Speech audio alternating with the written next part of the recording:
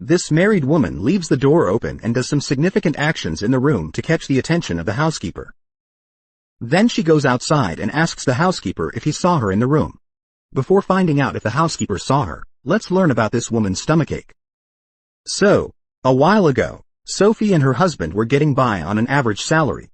Actually, Sophie's husband's father was a wealthy man, supporting his son, and they were living without working much. James receives a call about his father's death, changing the couple's life forever. James takes over the family business and moves into his father's mansion with Sophie. After moving into this house, Sophie's stomach starts to hurt. The woman first fires the housekeepers. She tells James that she lives a comfortable life while they suffer because of her. She felt sorry and fired them. Sophie fires the housekeepers and doesn't lift a finger at home. She lives lavishly in the mansion. Alone and bored, she calls her husband constantly, interrupting his work.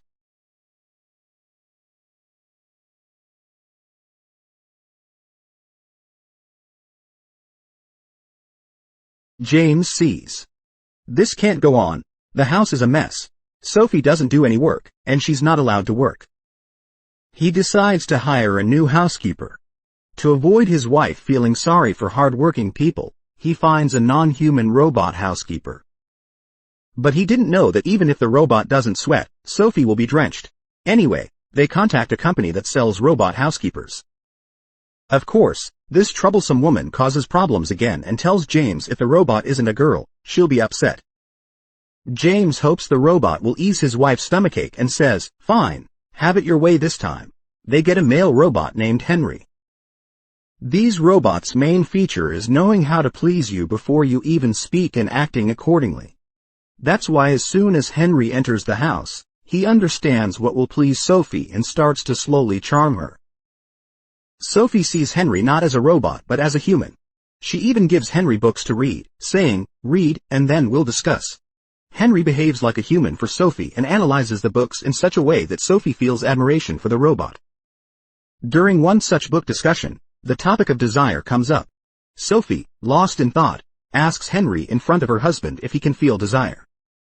Henry says, "Why wouldn't I feel it? I'm almost human." Her serious husband replies, "No, please don't feel it." Still, Henry gives James a massage. Post-massage, they become intimate.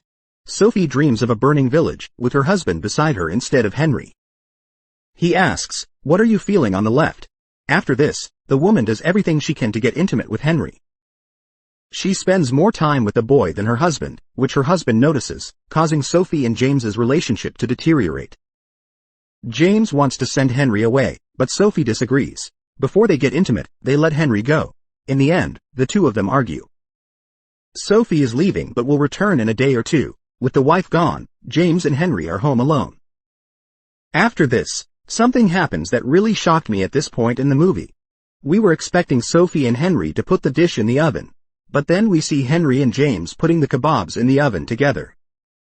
After the kebabs, James gets up and leaves for work as if nothing occurred.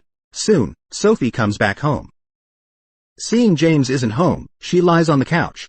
"Don't worry, this isn't the end." Today from the wife, yesterday from the husband, we understand that Henry is a good guy. The robot wasn't meant to cook, but to eat.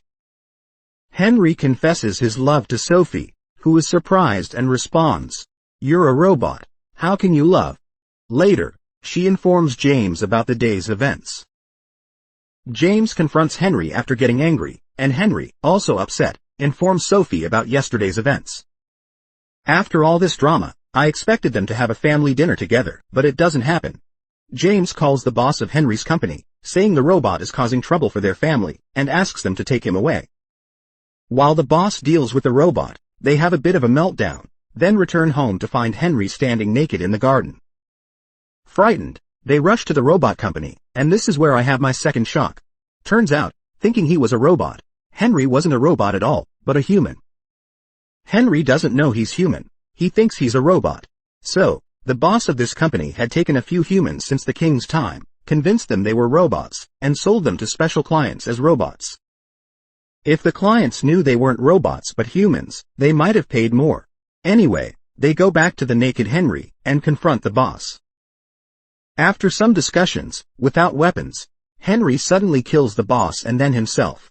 A few years pass, and we see they haven't separated, and even have kids. In honor of Henry, they name their child Henry. Meanwhile, Henry had seen Sophie in the room.